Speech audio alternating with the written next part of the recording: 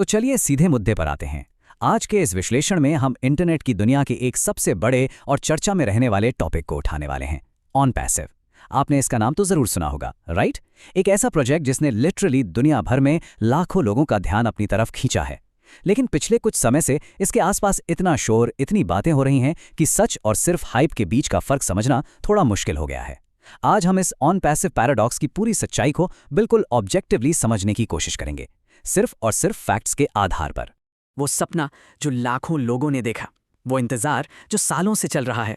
देखिए, ये सिर्फ कुछ शब्द नहीं है, ये उस डीप इमोशनल वेट और उस बेहद लंबे इंतजार को दर्शाते हैं जो इसकी इनिशियल कम्युनिटी ने सच में महसूस किया है। सोचिए, जब ये प्रोजेक्ट शुरू हुआ था तो लोगों ने एक बेहतर फ्यूचर का सपना देखा था।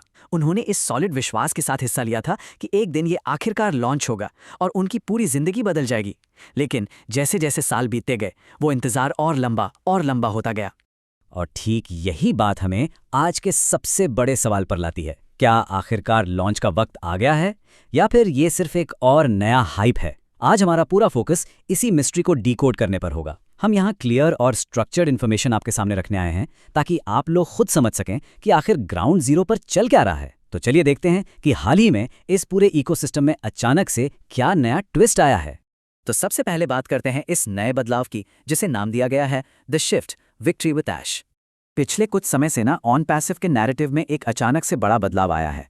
सोशल मीडिया और कम्युनिटी डिस्कशंस में एक नया टर्म तेजी से उभरकर सामने आया है, victory with ash. Source material के मुताबिक ये एक न्यूली इंट्रोड्यूस्ड फेज है, या सिंपल शब्दों में कहें तो ऑन पैसिव इकोसिस्टम से जुड़ा एक ऑल्टरनेटिव नाम है। अचानक से पूरी कम्युनिटी का फोकस इस नए ट्रेंड पर शिफ्ट हो गया है। अब सवाल ये है कि क्या ये कंपनी की कोई नई स्ट्रैटेजी है या फिर डिले से ध्यान हटाने का कोई तरीका। सच जो भी हो, इस नए नाम ने स्पेक्यूलेशंस को लिटरली कई गुना बढ़ा दिया है। अब आते हैं अपने दूसरे मुद्दे पर, द डेटा डिस्क्रिपेंसी। आखिर सब लोग गए कहाँ? 14,28,000 यानी करीब 1.4 मिलियन। दोस्तों, ये कोई छोटा मोटा नंबर नहीं है। सोर्स मटेरियल के अनुसार ये ऑन पैसिव से जुड़े इनिशियल फाउंडिंग मेंबर्स का स्टार्टिंग नंबर था। जरा सोचिए, दुनिया भर से लगभग 14 लाख लोग इस प्रोजेक्ट से जुड़े थे, इस उम्मीद के साथ कि जब ये लॉन्च होगा तो एक मैसिव इम्पैक्ट क्रिएट होगा। ये नंबर अपने आप में दिखाता है कि शुरुआती दौर में इस प्रोजेक्ट ने किस लेवल का ट्रस्ट और अटेंशन गेन किया था। लेकिन आज की रियलिटी एक अलग ही कहानी बयां कर रही है।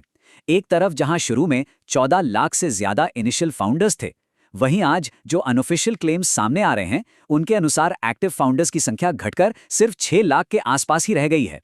तो सबसे क्रूशियल सवाल यहां ये उठता है कि आखिर आधी से ज्यादा कम्युनिटी अचानक गायब कहाँ हो गई? क्या सिस्टम के अंदर कोई बहुत बड़ा बदलाव हुआ है, या फिर लंबे इंतजार की वजह से लोगों ने अपना ट्रस्ट खोना शुरू कर दिया और चुपचाप बाहर हो गए? ये ऐसे फैक्ट्स हैं जो किसी को भी सोचने पर मजबूर कर देंगे। चलिए अब बढ़ते हैं तीसरे पॉइंट की तरफ, एको chamber, social media versus reality.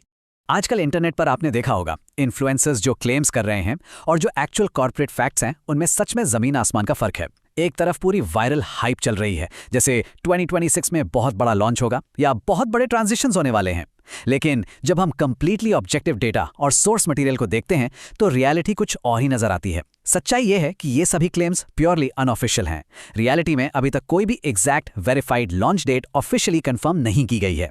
इसका सीधा सा मतलब यह है कि ऑनलाइन आप जो भी नए अपडेट्स या हाइप देख रहे हैं, वो ज्यादातर कंटेंट क्रिएटर्स, यूट्यूबर्स और अनऑफिशियल सपोर्टर्स के अपने पर्सनल व्यूज हैं।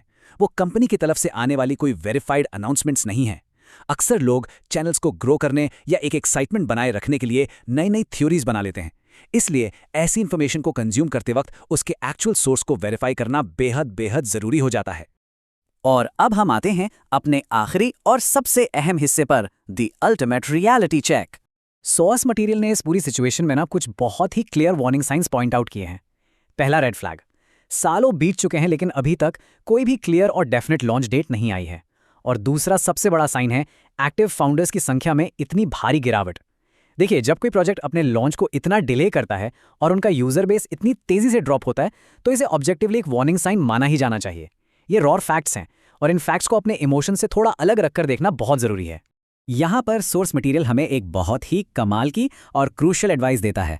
हमेशा अपनी रिसर्च खुद कीजिए। इंटरनेट की दुनिया में हर चमकती चीज सोना नहीं होती, राइट?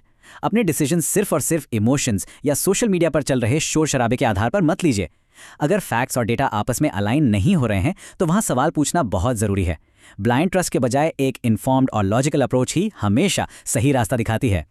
तो आखिर में हम घूम फिर कर वापस उसी सवाल पर आते हैं जो हमने बिल्कुल शुरू में पूछा था। अब आपके पास फिगर्स हैं, हाइप और रियलिटी के बीच का कॉन्ट्रास्ट है और उन मिसिंग फाउंडर्स का डेटा भी है। तो अब आपको क्या लगता है, क्या ओन पैसिव या विक्ट्री विद ऐश सच में आने वाले समय में लॉन्च होगा या ये सिर्फ एक एंडलेस इंतजार बनकर रह जाएगा? देखिए, हमारा मकसद आपको ये बताना बिल्कुल नहीं था कि आपको क्या सोचना चाहिए, बल्कि आपके सामने वो फैक्ट्स रखना था जिनसे आप खुद अपना निष्कर्ष निकाल सकें। इन बातों पर विश्लेषण जरूर कीजिए। ऐसे ही कॉम्प्लेक्स टॉपिक्स की गहराई तक आगे भी जाने के लिए इस चर्चा में हमारे साथ जुड़े रहिए।